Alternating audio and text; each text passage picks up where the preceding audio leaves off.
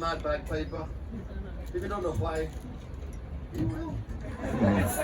At least one of you is wondering why there's a piper here in the first place. Welcome to the House of Mixed Piper, that's right. Make me very proud of the Scottish heritage. It's a great picture of him and his family killed downstairs.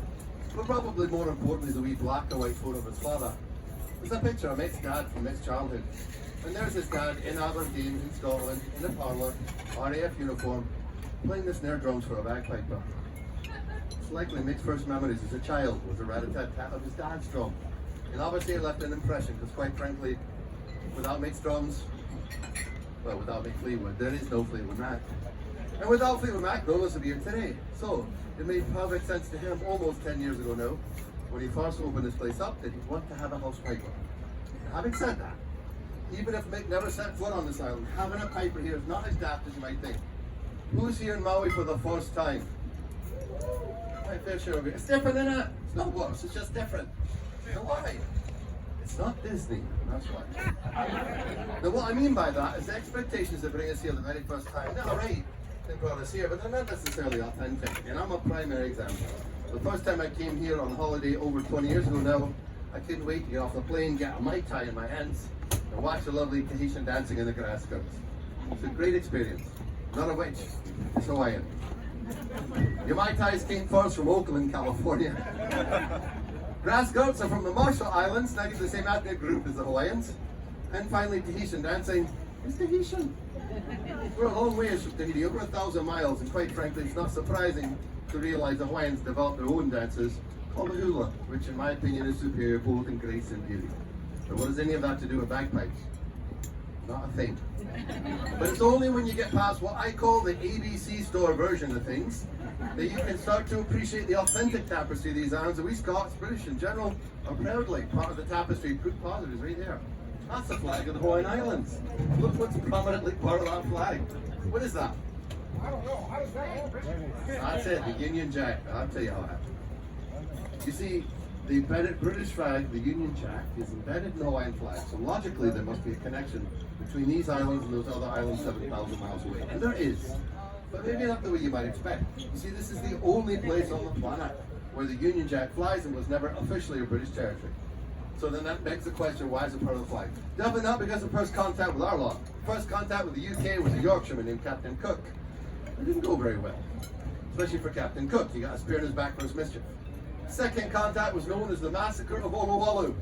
Well, it doesn't take a brain surgeon to know the description of this massacre, that was rubbish too. That was down there where that pie shop is now in Olowalu. Well, no, where the pie shop is obviously. It was in the ocean, but anyways, that's the point. Third contact was a charm because he was a very different kind of man. Not on this island, it was on the big island. A man named Captain George Vancouver sailed his British ship into a harbour on the big island. By the way, the name Vancouver sounds familiar, there's a reason for that. That city in Canada is named after him. Anyway, so he's from Vancouver. Funny, maybe that's no bad thing. Except you don't look Chinese.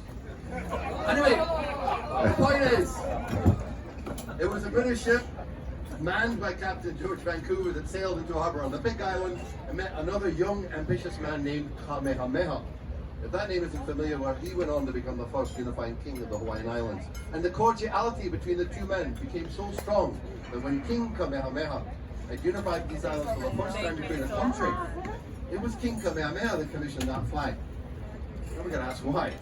The stripy bits make perfect sense. Each of those stripes represent the inhabited islands in his island chain. Perfectly sensible symbolism. Union Jack requires some understanding of the times. 1770s, 1780s. Well, at the time when it's something to be proud of or embarrassed about, Great Britain controlled a quarter of the whole planet's surface. We were the superpower. We had the most powerful navy on the planet as well. And, well, everybody, including King Kamehameha, knew that. So he asked his pal, can I put the Union Jack in? Vancouver, for whatever reason, said, yeah, go on. The funny thing is, we have to ask ourselves why King Kamehameha would want to. Well, the answer is really obvious, isn't it? He wasn't stupid, that's why.